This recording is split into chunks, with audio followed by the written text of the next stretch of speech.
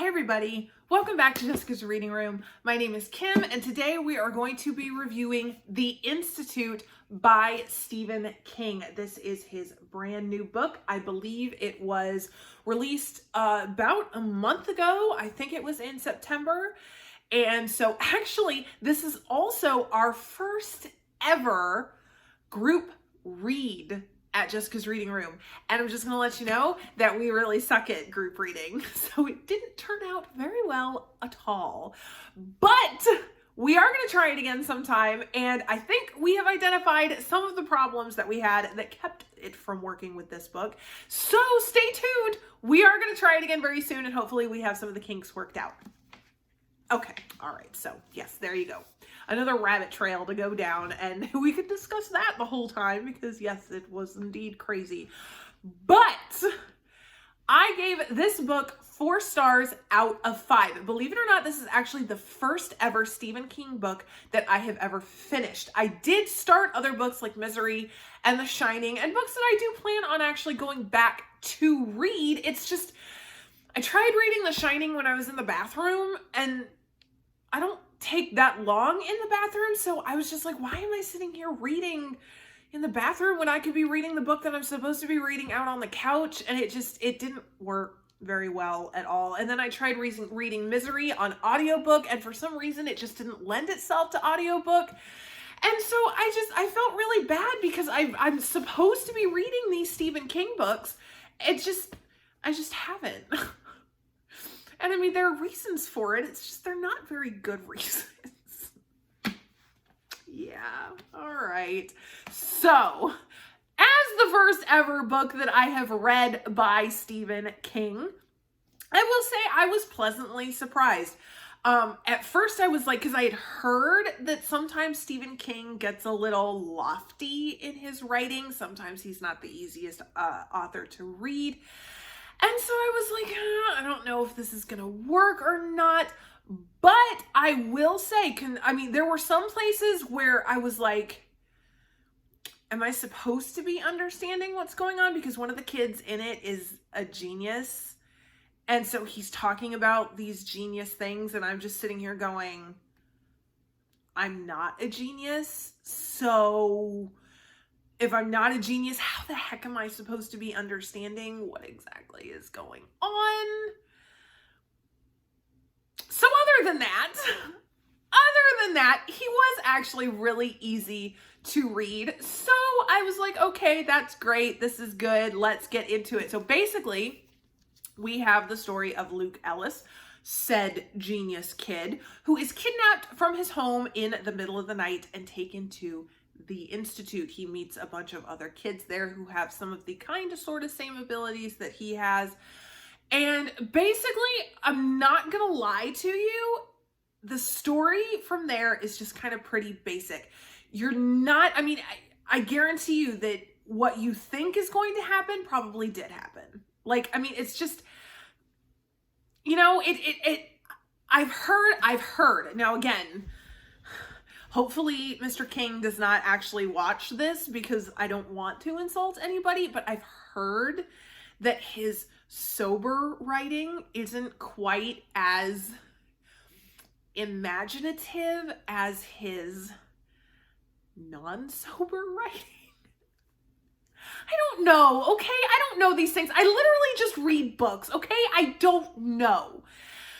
And so I'm not gonna lie, the story was very simple. It was very, at sometimes, a little on the predictable side.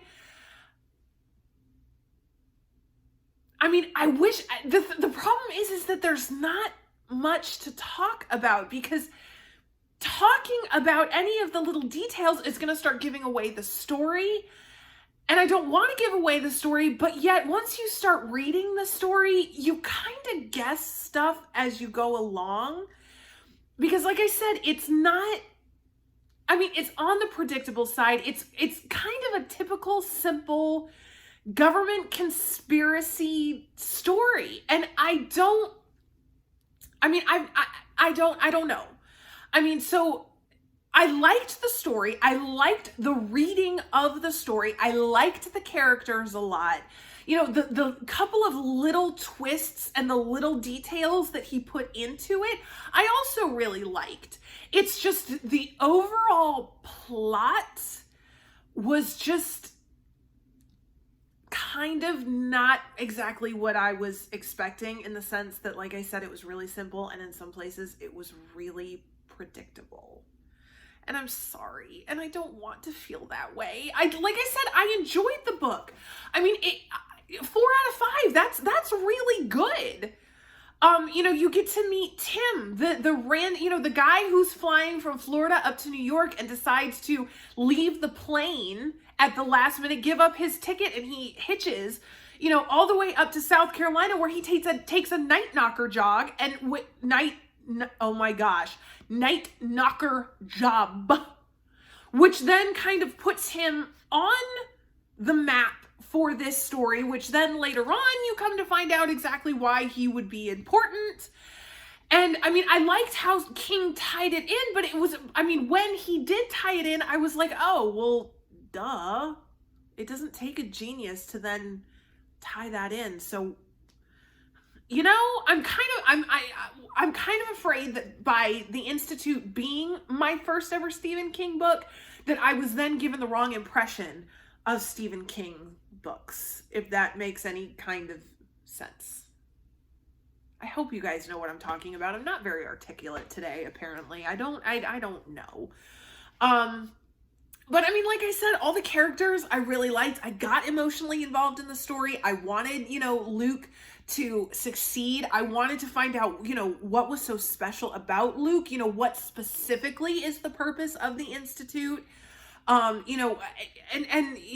the kids, grow and, start to rebel and, trying to figure out exactly what their role is between, the Institute and then, how they're going to deal with being in the Institute, etc., etc.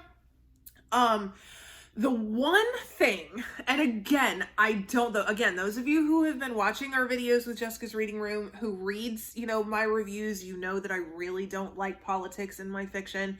Whatever side of politics, the author is on, I would really rather politics just be left out completely, because I read fiction to escape. That's just what I do. I don't want to, okay, fine. I've been philosophizing with books a lot lately, but still, I just don't, I don't want that in my fiction. And I have to say that I was a little nervous, because Stephen King likes to give his political opinion, which again, that's fine. That's his prerogative. Okay, whatever. But we get to this one point where, again, it wasn't so much the actual content of the opinion that got to me, because you have Orphan Annie, who is a homeless woman who's definitely very old. I think they said that she was in at least her 60s, possibly 70s. She lives in rural South Carolina. Her father taught her to hunt and shoot. At one point, she pretty much almost, single-handedly takes out a government SWAT team.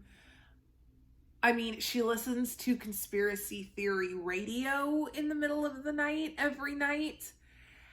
And you kind of have, and again, we're talking about rural South Carolina, in the middle of the boonies, guns everywhere.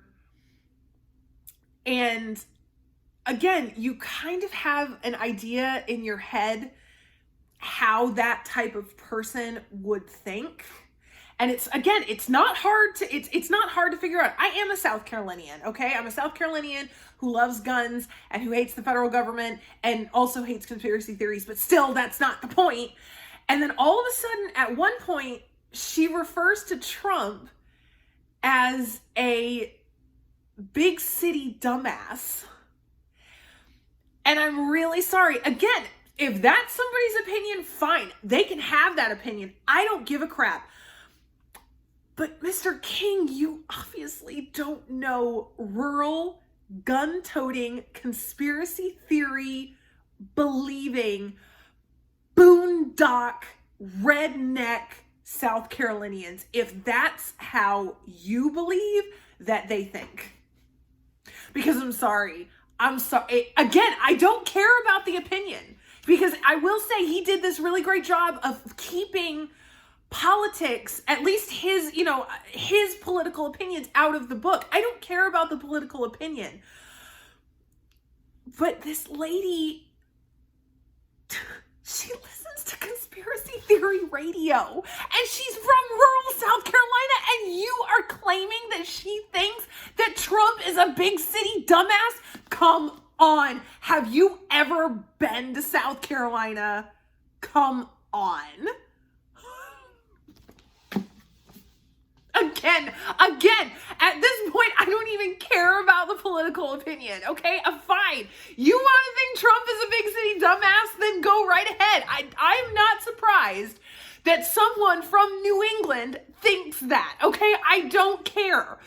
But if you honestly want me to believe that a redneck South Carolinian actually, especially one that listens to conspiracy theory radio, who almost single-handedly took out a government SWAT team, you're going to tell me that she thinks that Trump is a big city dumbass?